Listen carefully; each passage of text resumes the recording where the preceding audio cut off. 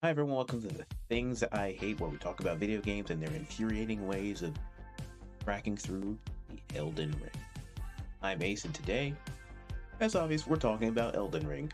With a new DLC coming out at the end of the week, I figured it'd be interesting to go back and see some issues from the game. Now, instead of our usual format about talking about the issues of the game as a whole that I found, I figured it'd be interesting to talk about specific bosses that I have a problem with. So, without further ado, let's get started.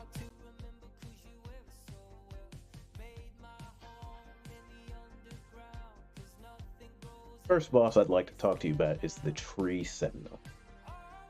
Oh boy. This is one of the first bosses most people would probably come across in the game. And this fucking horse riding piece of shit beat me into the dirt more times than I. Now, sure, it would make sense if you were to just ignore the Tree Sentinel and come back and fight him after you upgraded and got a few things at the start of the game. But I didn't think like that, you know? I figured, okay, this is the first like true boss slash main boss you face. I figured you should at least be able to take him down. Sure, it'll take a couple tries, but it should at least be possible. Oh no. With my lack of knowledge, it beat me into the dirt. I was not expecting bosses to have delayed attacks, so that threw me off guard really quick. Its shield can reflect magic back at you, which I wasn't expecting either. And that halberd punctured me into the dirt. But after some time, I did win. But you know what the worst part about it is? You encounter the same fucking boss multiple times in the game with new variants, whether ones with ranged lightning attacks, magic, or probably an annoyed one, the gank one. This boss made me understand why I hated the idea of repeating the same boss over and over again.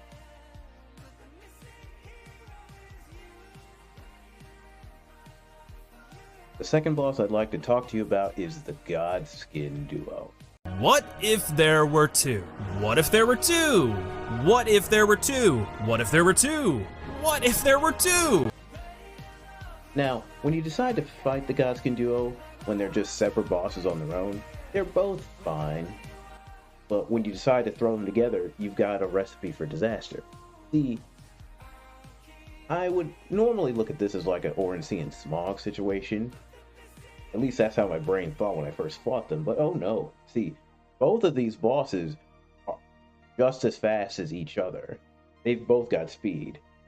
The larger one decides to use a Pokemon-style rollout attack to get across the arena, while the skinnier one has a more like serpentine and snake-style movements with spin attacks, which also very deadly. They've got fireball range attacks, which, sure, you have pillars that can help block most of that, but when they start doing these rollouts and spinning attacks, those pillars aren't gonna really do much for you.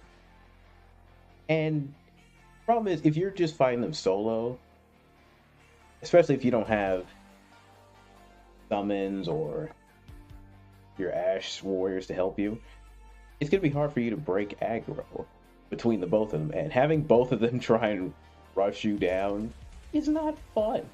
And to top it all off, even after you kill one of them, the other one resurrects at least a few seconds after that. So at most you'd have to probably kill them both 3 times. Now, sure, if you've got the damage output, you could probably take them both down before the other one tries to resurrect the other, but I didn't have this. So I was getting just bullied. Yeah, sure, there are ways to make the fight easier. Like I said, you could have summons, or there's a certain type of arrow that puts the Godskin duo to sleep. But even with these things to help you, the Godskin duo is probably what I would consider the worst 2v1 fight in this franchise, and the fact that they made this a mandatory boss that you have to beat to progress the game sucks.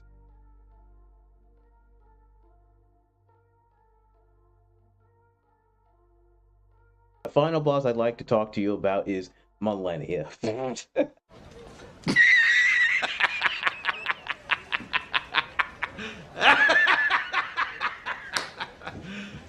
You serious? No, I'm just kidding. Well, Millennia has also kicked my ass into oblivion. At the very least, that's an optional fight that you don't have to do if you don't want to. My real choice is the Elden Beast. This blob-looking thing is a pain in my ass. And let's get into why, shall we? First of all, the Elden Beast is good at keeping the fight at range. It's got sword beam attacks, light arrows, swords that can cover a good distance. Not to mention the fact that it will literally dive under the arena and then move from one side of the arena to the other. And because you don't have access to your fucking horse in this fight, for God knows what reason, you have to run all the way to the other side on foot. This right there alone pisses me off to no end. Because a lot of the fight is going to be just you trying to run from one side to the other just to even land a hit at that. Oh, and what makes it even more annoying is this essentially ball of light energy that it can send at you as like a homing attack, which, sure, it doesn't do that much damage when you think about it, but the problem is, when you're having to try and run away from this attack, and the Elden Beast can still throw other attacks at you while this is still going on, you're going to be ripped apart by the more deadlier attacks if you're too busy worrying about the light orb chasing you. Oh, and of course, there's the Rings of Death, which you will have to avoid, otherwise you'll be caught in an AoE explosion, which, more often than not, will blast you into oblivion. And if this all wasn't painful enough to deal with, there's one more factor you gotta remember. If you lose at all to the Elden Beast, you have to fight Radagon all over again. Now, I enjoy Radagon more, as sure, it's still a tough fight, but it's definitely fair. Problem is, once you fight Radagon, you have to go directly into the Elden Beast. It's not like Bloodborne, where if you beat Gehrman and then die to Moon Presence, it's like, okay, Gehrman's still dead, so all you have is the Moon Presence. Oh no, you have to fight both of them back to back. And like me, when you're not great at doing the first fight, you are going to suffer endlessly. And that's just the end of the game for you. So, hopefully you're strapped in, because it's going to be a long one. But, hey, that's just me. So, what are you guys' thoughts on Elden Ring? Are there some bosses that you guys suffered with more that I missed? Let me know in the comments below. Or, tell me what strategies you guys used to get past these annoying bosses that beat me up. I'd love to hear what you guys have to say. I hope you all enjoyed the Elden Ring DLC. I know I'm going to have some fun adventures with this when I get started. And if you enjoyed the content, make sure you subscribe. We'd love to have you here. And until next time, I've been Ace. You guys have been the best. See you later. Bye-bye.